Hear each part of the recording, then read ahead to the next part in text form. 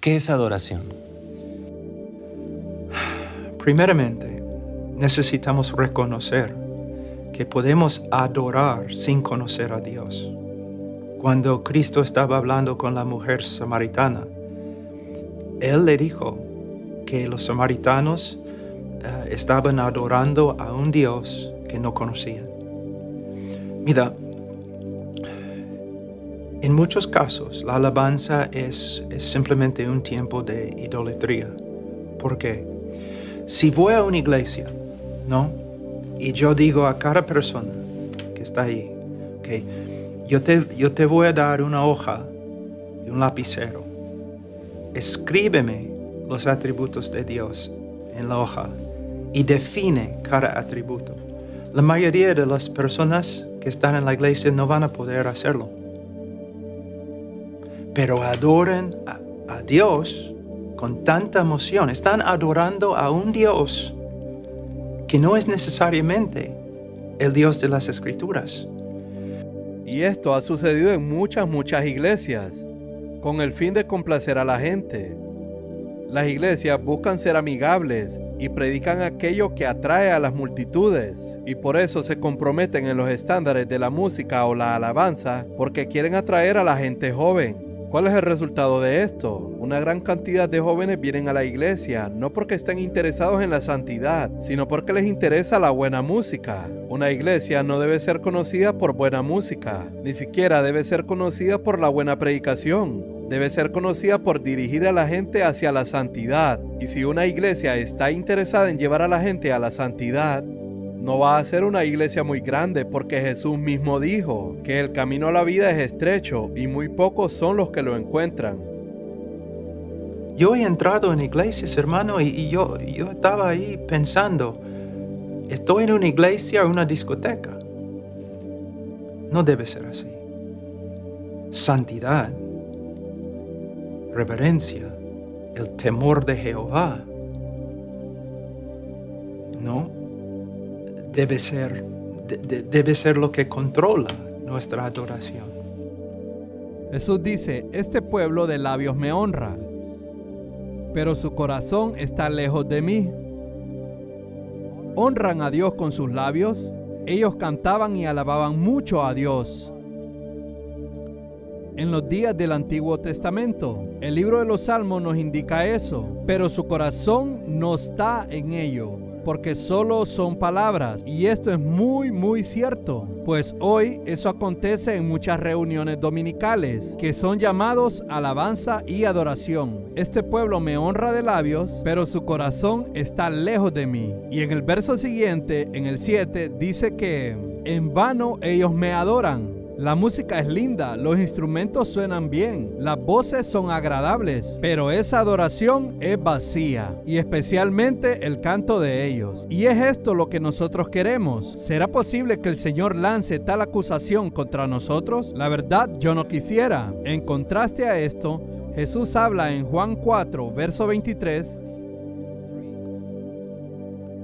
a la mujer samaritana. Él habla del día y la hora que estaba llegando. Juan 4, verso 23. Mas la hora viene. Y ahora es en que los verdaderos adoradores adoran al Padre en espíritu y en verdad. Si un incrédulo puede entrar en la iglesia y divertirse durante el tiempo de alabanza, hay problemas. Hay problemas, hermano. Y todos hablando de la presencia de Dios, y los incrédulos están allí felices. Hermano, cuando la presencia de Dios de verdad es una realidad en la iglesia, el incrédulo no va a sentirse cómodo hasta que se arrepienta y cree en Cristo. El hombre es cuerpo, alma y espíritu. Entonces, ¿cómo adoraban las personas en el Antiguo Testamento? En cuerpo, batiendo las palmas, levantando las manos, levantando la voz, con el alma, esto es, con mi mente. Mas existe otra parte del hombre, el espíritu. Y él no podía adorar en espíritu. Pero Jesús dijo, la hora viene, cuando los verdaderos adoradores, esa es la verdadera adoración en el nuevo pacto, adorarán en espíritu. Descubrí que la mayoría de las personas no sabían nada sobre esto. Esa hora llegó en el día de Pentecostés. Mas él también dijo, y ahora es significa el inicio, ya comenzó, porque él ya estaba aquí. Jesús estaba aquí y él adoraba al Padre en espíritu y en verdad. Y él fue el primer ser humano en hacer eso. Hermano, nunca debemos usar medios carnales para atraer a hombres carnales. Nosotros tenemos la responsabilidad de predicar las Escrituras y no solamente predicar las Escrituras. Según Colosenses capítulo 3, 16, 17, no solamente predicamos las Escrituras, debemos cantar las Escrituras. Y una prédica tiene que ser bíblica o es herejía. Música, la letra tiene que ser bíblica o es herejía. No podemos simplemente cantar porque mueve las emociones. Leemos que Satanás vino a Jesús en Mateo 4, verso 9, y él le dijo, en la tentación, en el desierto, él le mostró todos los reinos del mundo y la gloria de ellos, todas las cosas que el mundo podía ofrecer. Hoy Satanás ofrece muchas cosas a los creyentes. Piensa en esto. Él le mostró a Jesús todo lo que estaba a disposición en aquel tiempo. Hoy Él nos muestra todo el mundo del entretenimiento, dinero y todo lo demás que existe. La gloria del mundo de estos días, todo lo que está disponible. El diablo mostró todo aquello a Jesús y dijo, todo esto te daré si postrado me adorares. Mateo 4, verso 9. Todo lo que tú tienes que hacer es adorarme. Y aquí nosotros vemos lo que Satanás desea en grande. Desde el tiempo en que él fue creado. Cuando fue creado, no fue creado como diablo. Él fue creado, como leemos en Ezequiel, capítulo 28, como un gran querubín. Un querubín ungido, jefe de los ángeles, lideraba a los ángeles, a millones de querubines y serafines, y ángeles en la adoración al Dios Todopoderoso. Él era el líder, era hermoso, inteligente, lideraba a todos en la adoración a Dios, y en su corazón vino un deseo. Yo quiero que la gente me adore a mí. Yo no quiero todos adorando a Dios. Leemos eso en Isaías capítulo 14. Este es el significado de lo que es dicho en Isaías 14. Yo seré semejante al Altísimo. Yo quiero ser como Dios, con personas admirándome, adorándome. Así que ese pensamiento entró en su corazón. Por primera vez en este universo, el pecado nació. E inmediatamente, él fue echado de la presencia de Dios. Y la más bella creación de Dios, en un momento, se convirtió en la criatura más horrible. En un momento, el más alto ángel se convirtió en diablo. ¿Cuál fue su crimen? No fue asesinato, no fue adulterio, no fue hablar mentira, no fue aquello que nosotros normalmente llamamos pecados graves y serios. Ni siquiera fue hipocresía, fue el deseo de ser adorado. El deseo de atraer a las personas hacia sí mismo en vez de atraerlas a Dios y a Cristo. Saben, la cristiandad está llena de eso. Hay pastores y predicadores que tienen ese espíritu de Satanás. Ellos atraen a las personas hacia sí mismos y en lugar de indicarles y guiarles a Cristo, ellos toman la gloria que le pertenece solo a Dios, y ese fue el origen del pecado. Pero Jesús vino a librarnos de eso, para hacernos adoradores de Dios. ¿Estás viendo cuán importante es la adoración? Se me viene a la mente el relato del becerro de oro. Sí. El pueblo le pide a Aarón que le haga un Dios, y él mismo le dice, aquí está el Señor que los sacó de Egipto. Ellos pensaban. Hermano, usted tiene razón, porque de nuevo es la culpa de los pastores, porque no están predicando las Escrituras, no están enseñando al pueblo quién es Dios. Y cuando hay una falta de conocimiento de Dios, el hombre va a crear su propia imagen, una imagen, un ídolo. Entonces la adoración es un don precioso que el Señor nos ha dado, pero no tenemos ningún derecho de adorar a Dios conforme a nuestras opiniones. Especialmente cuando nuestras opiniones no están influenciadas por las Escrituras, sino por la cultura. Pero pueden convertirse en un Dios en tu vida, tan importante que dejan afuera a Dios. Tú puedes pensar en los primeros días, cuando naciste de nuevo. Recuerda el tiempo en que eras un recién convertido, cuando diste tu vida a Cristo. Detente por un momento y recuerda cómo era, cómo estabas dispuesto a abandonar cualquier cosa por Él, cómo tú deseabas abandonar ciertas cosas y llevó tiempo y eliminaste determinadas cosas de tu rutina diaria para tener tiempo de leer la palabra de Dios. ¿Y qué pasó con eso? Tú tenías tiempo para leer la palabra de Dios y ahora tú dices que estás ocupado. ¿Quién te hace tan ocupado? El diablo consiguió sacar a Dios poco a poco de tu vida, porque algo más se convirtió en tu Dios. Puede ser esos deportes, puede ser ver deporte en la televisión sin parar, puede ser la música, y el diablo dice, no hay nada malo en eso, es música cristiana, o ensayos para el coro, maravilloso, pero ahora tú no tienes más tiempo para caminar con Dios.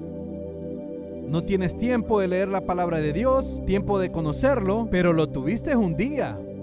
¿Crees que has progresado porque conoces más las Escrituras? ¿Porque tienes más actividades? ¿El frío trabajo de la iglesia? Pero no percibes que te volviste menos adorador. Y es por eso que tu vida es un sube y baja, sube y baja, sube y baja. Mientras que debería ser lento progreso constante para tornarte cada vez más a la imagen de Cristo. Tenemos que entender la razón. Hemos dejado de adorar a Dios. Juan Calvino dijo que el corazón humano es una fábrica de ídolos. Entonces, mayormente lo que pasa en la ausencia de un conocimiento bíblico de Dios, la persona hace un Dios a su imagen y adora el Dios que han creado. ¿Me entiendes? Muy peligroso. Pero la culpa, ¿quién tiene la culpa? Los ancianos, los pastores.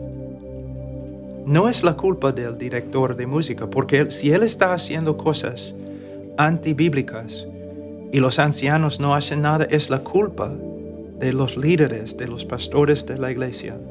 Y demuestra, no solamente que el director de música no teme a Dios, sino demuestra que los pastores no conocen a Dios, no entienden las Escrituras o no temen a Dios. He escuchado y ahora se me venía a la mente lo importante que es para que un líder de alabanza tenga una preparación teológica buena, sólida. Pero primeramente, antes de pensar en un seminario, esto debe venir del pastor. Sí. Mira, yo escribí un libro hace años acerca de los atributos de Dios y algo que me sorprendió. Usando textos de toda la Escritura, todavía quizás 50% de todos los textos provenieron del libro de Salmos. Entonces, el himnario de las Escrituras es el lugar donde vas para aprender teología propia, teología, la doctrina de Dios. Entonces, sí, mira, Dios mató a 2 directores de música en Levítico capítulo 10 porque ofrecieron una alabanza que Él no había pedido. No tenemos ningún derecho a acercarnos a Dios conforme a nuestras ideas o opiniones o emociones. No solamente tenemos que conocer a Dios como se manifiesta en las Escrituras, pero tenemos que acercarnos a Él conforme a los decretos de las Escrituras. Hay una gran necesidad de volver a una reverencia, pero esta reverencia es el producto de la prédica expositiva. Hermanos, tenemos que darnos cuenta, muchos pastores no pasan horas cada día en las Escrituras, minutos. La tarea principal de un pastor no es crear un show cada domingo, ¿no? O un tiempo de diversión. Es proclamar la palabra de Dios. Y para predicar bien, tenemos que saber lo que la Escritura dice, que significa que tenemos que estudiar bien, con diligencia, la Biblia dice, ¿no?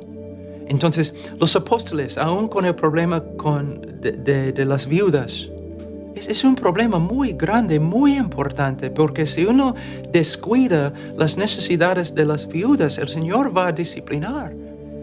Pero los apóstoles dijeron, tenemos que encontrar otros hombres nobles que pueden hacer, ¿no?, esta tarea para que podamos estudiar las Escrituras.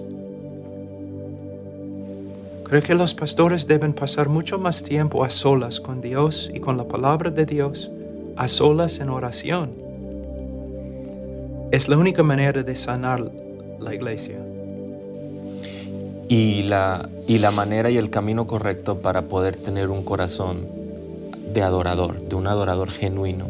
A mí me parece, hablando de los atributos de Dios y de lo importante que es, recuerdo en Apocalipsis 5, el final, donde en la adoración celestial se dice: al que está sentado en el trono y al Cordero sea la alabanza, la honra, la gloria y el poder por los siglos de los siglos. Y eso me parece que no está resonando en las mentes y en los corazones de la iglesia hoy.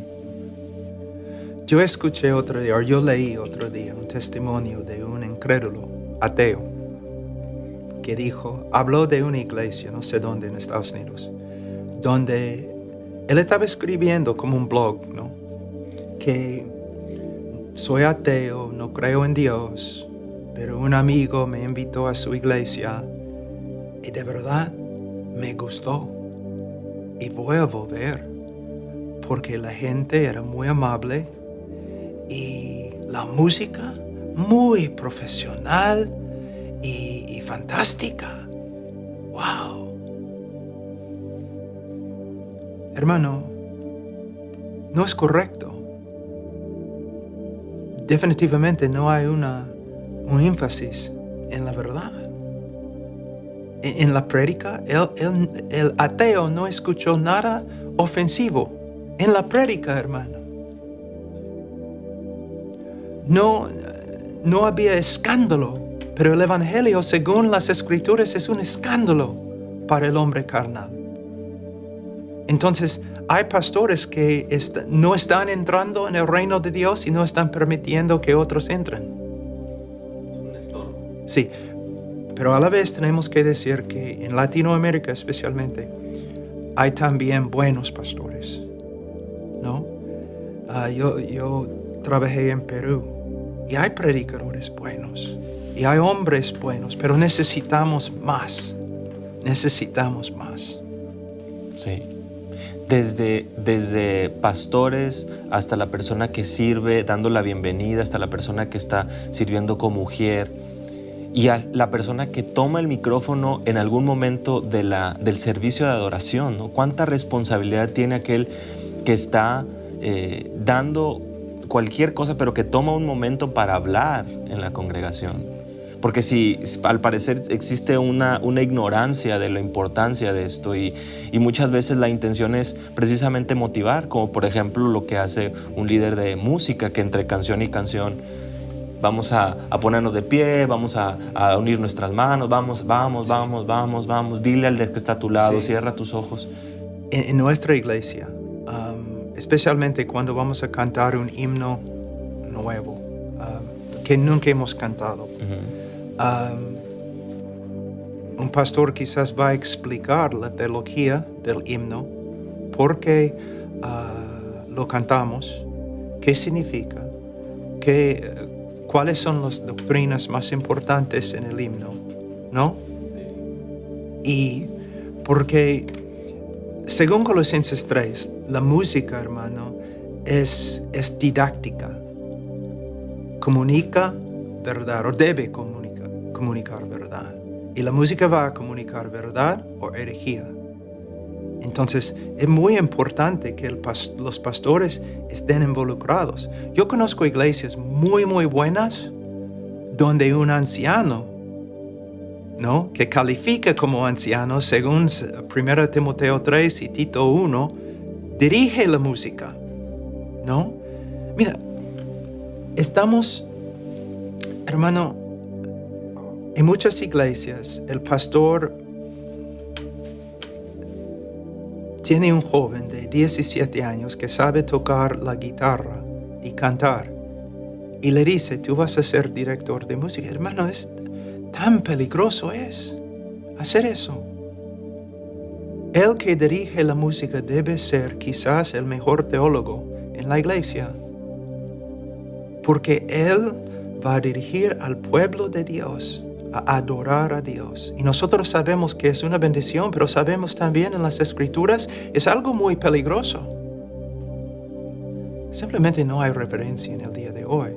Pero no puedes tener reverencia si no tienes la proclamación de la palabra de Dios. Me da la impresión que por el hecho de tratarse de un arte, la música, y al momento nosotros como humanos recibimos halagos cuando uno hace muy buen arte, el músico se encuentra en una posición muy peligrosa. Su corazón corre mucho peligro porque es muy susceptible a las críticas, pero también a los halagos. Sí.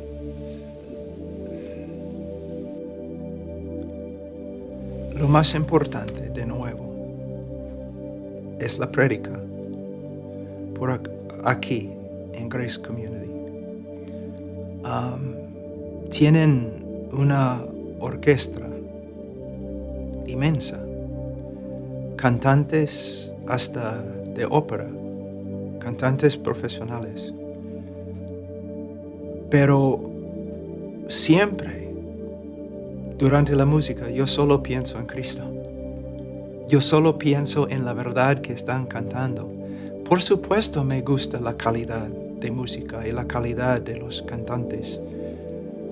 Pero por causa de la exposición de la Escritura y el hecho que estos músicos han escuchado la palabra de Dios tantos años, ellos cantan con una reverencia profunda, tocan sus instrumentos con una reverencia profunda.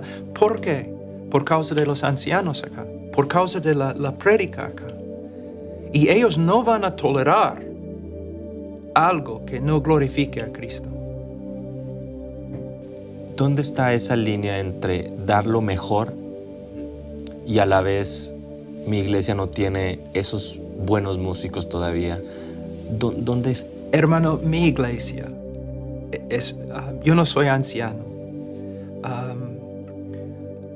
En mi iglesia que amo, y tenemos 4 ancianos que respeto y amo y me cuidan. Nuestra alabanza es muy, muy simple. Solamente tenemos un hombre tocando una guitarra, nada más. No es porque estamos en contra de una orquesta, es solamente somos una iglesia no muy grande y muy simple. Y adoramos a Dios. Y nuestra adoración agrada a Dios como la adoración acá con la orquesta. Es la teología, es la reverencia, es la doctrina.